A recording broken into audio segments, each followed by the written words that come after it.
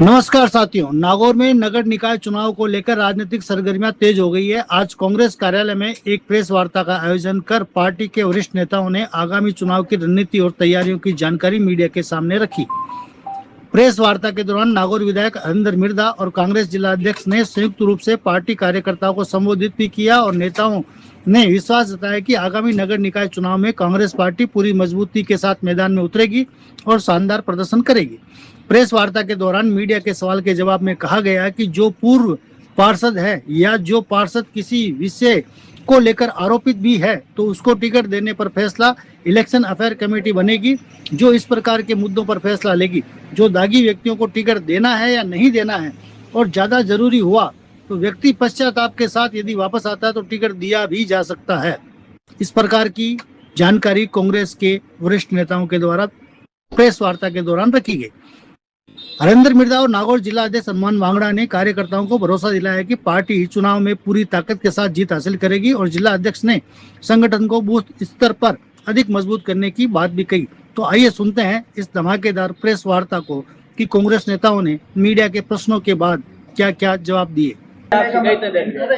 इनका कहने का मतलब यह है कि जो पिछला बोर्ड था, जो भारतीय जनता पार्टी के समर्पित बोर्ड था, उसमें कांग्रेस का समर्थन था और कांग्रेस के पार्षद थे, क्या उनको टिकट मिलेगा या नहीं मिलेगा इस पर? नहीं, ये नहीं सर, जिनकी शिकायत बेटी मिली है उन्होंने भी उनके जांच के आदेश जारी किए कि ऐसे व्यक्तियों के लिए भी ऐसी शिकायतें अध्यक्ष रात तक एक इलेक्शन अफेयर कमेटी बनेगी इस जिले के लिए।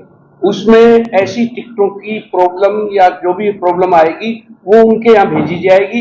एक दिन का टाइम दिया है अध्यक्ष महोदय ने, प्रदेश अध्यक्ष जी ने, एक दिन के अंदर डिसाइड करके शाम को उसकी कॉपी वहां भेज दी जाएगी।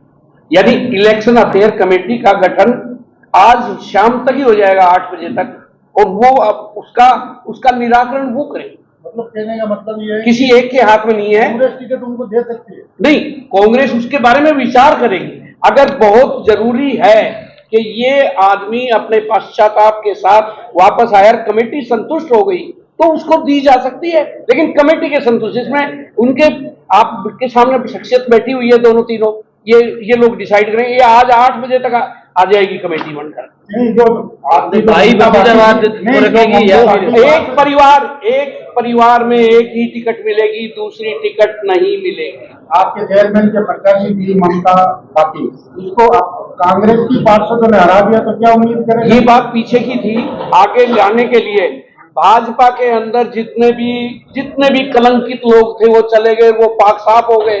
तो हमें भी बोर्ड बनाना है, एनी हाउ बोर्ड बनाने के लिए, चेयरमैन नगर परिषद बनाने के लिए, और ये इलेक्शन अफेयर कमेटी जिस डिसीजन को लेगी उसमें हम ये मानकर चल रहे हैं कि ऐसे आदमी को भी अगर स्वीकार कमेटी कर लेती है तो हमें कोई प्रॉब्लम नहीं प्रदेश लेवल पर।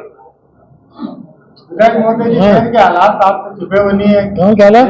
नागौर शहर के हालात वो छुपे हुए नहीं है। शहर की सड़कें, पानी की प्रॉब्लम है, वो सब पूरे दिन चुनावी स्तर पर ये लोकल इसमें तेजी के लिए है।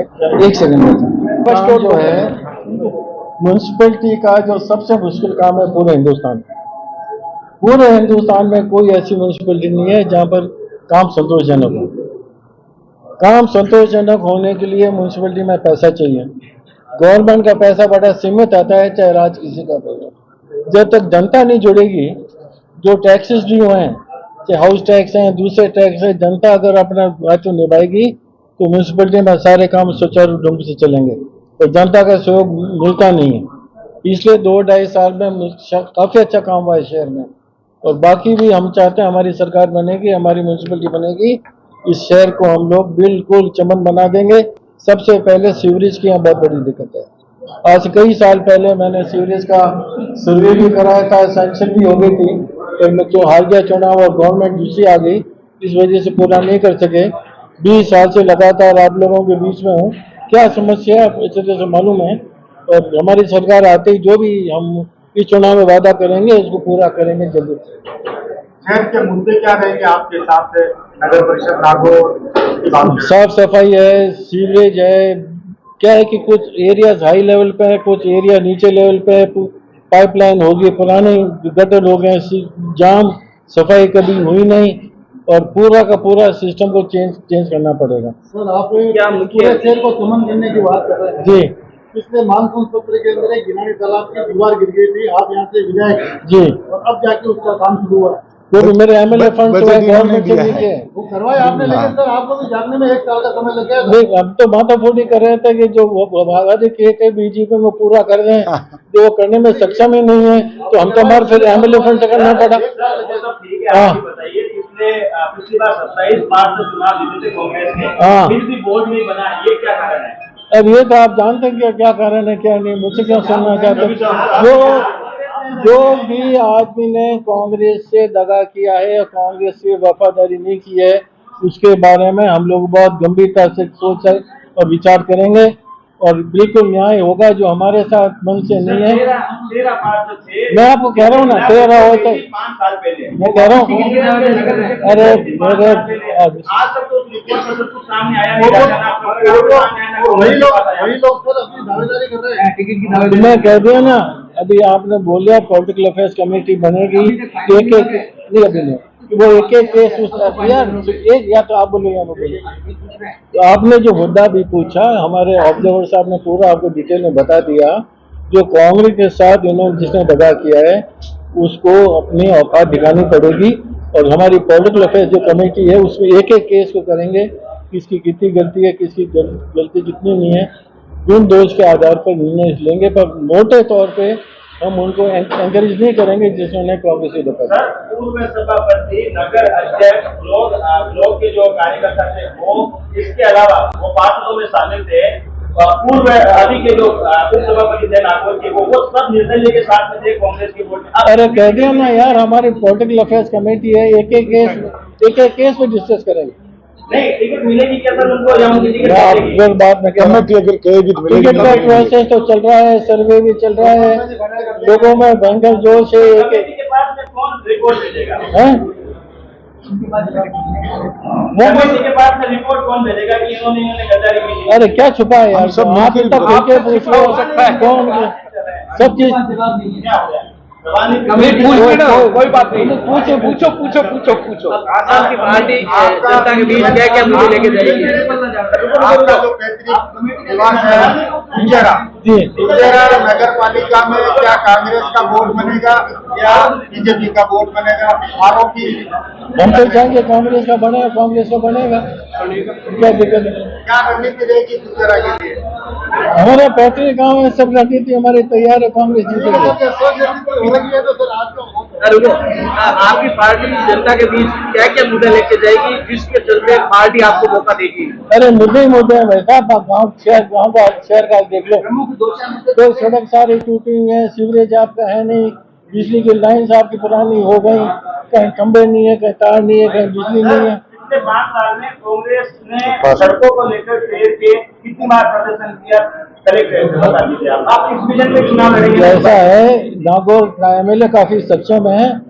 अरे सुनिए मेरी बात, आप मेरी बात सुनिए, धरने में बैठने की हमको आवश्यकता नहीं है, काम 2-2.5 साल से शहर में भी काफी हो रहा है, गांव में भी काफी। आप बताइए सर, शहर में क्या काम हो, बता दीजिए, एक भी काम बताइए। शहर में इन देखिए सड़क का काम करवाया कांग्रेस ने या अभी सारे काम हो रहे हैं, हमारे वार्ड में खड़े गए राजनीति के कहने ये सवाल बीजेपी वाले सवाल आप हमसे पूछ रहे हैं।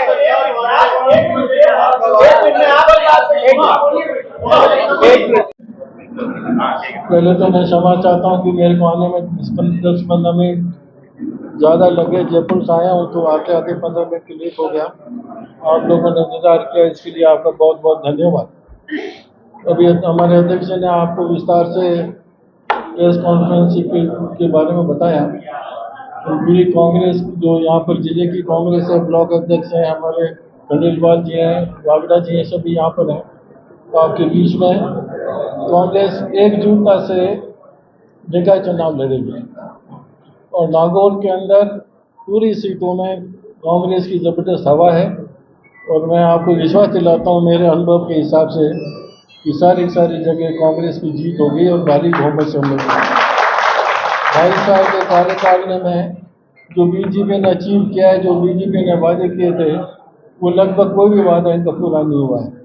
और हमारे पास बोलने को कुछ होता है जनता के बीच में जाके उनका विश्वास जीतने के लिए कि जिस उम्मीद से बीजेपी को सरकार बनाई थी वो उम्मीदें सब टूट चुकी हैं। लोग हताशा पे हैं और अपने आप को हताशा महसूस कर रहे हैं।